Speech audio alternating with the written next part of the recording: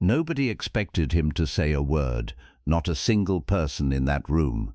The room was silent, completely still, the kind of silence that settles when everyone already knows how something ends. The judge had already made up his mind.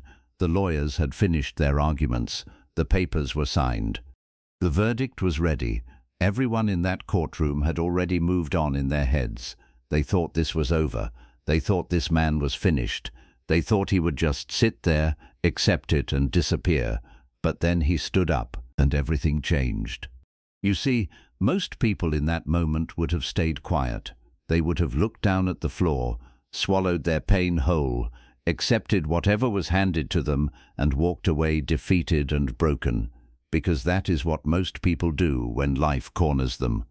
When the pressure is too great and the room is too heavy and every eye is on them, they shrink, they go silent, they let the moment swallow them whole, and they never recover from it.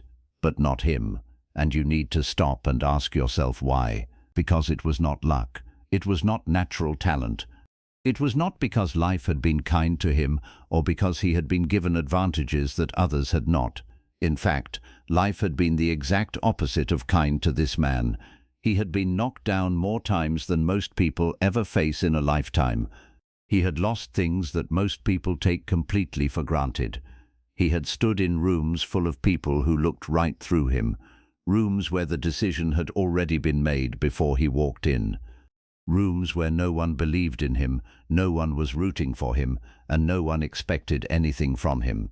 He had every reason to give up, but here is what nobody in that courtroom understood about that man.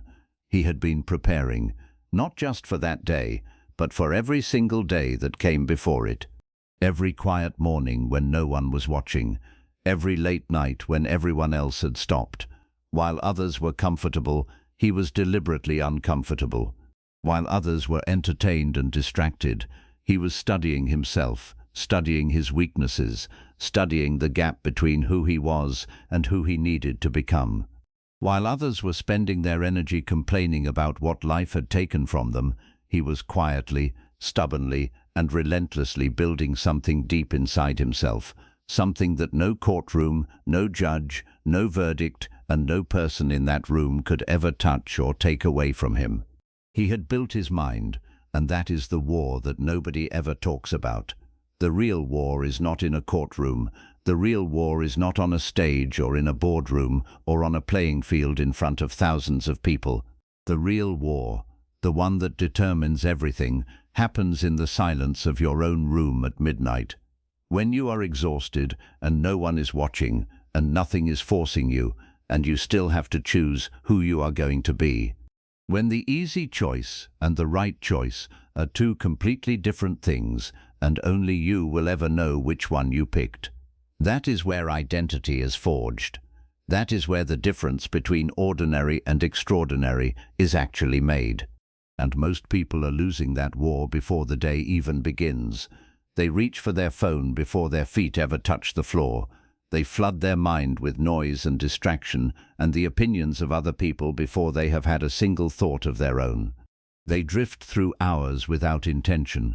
They drift through days without direction. They drift through years without ever stopping to ask themselves why nothing in their life seems to be changing. And nothing is changing because they are not changing. You cannot build a powerful life with undisciplined habits. It does not work that way. The universe has no sympathy for wishful thinking. It does not reward potential. It does not reward good intentions. It rewards action. It rewards consistency. It rewards the person who shows up when they do not feel like it, who moves forward when fear is telling them to stop, who keeps going long after every voice around them has said to quit. That man in that courtroom was not impressive because of what he said in that moment. He was impressive because of everything he had already done and built and endured long before he ever opened his mouth. Now look honestly at your own life, not the version of your life that you show other people, not the life you imagine for yourself when you are daydreaming, your real life. The one that plays out at 6 in the morning when the alarm goes off and the room is cold and no one is watching. The one that happens when temptation is standing right in front of you and no one would ever know either way. The one that happens when there is no applause, no audience, no reward, and the only thing left pushing you forward is the standard you have decided to hold yourself to. Are you actually living up to that standard?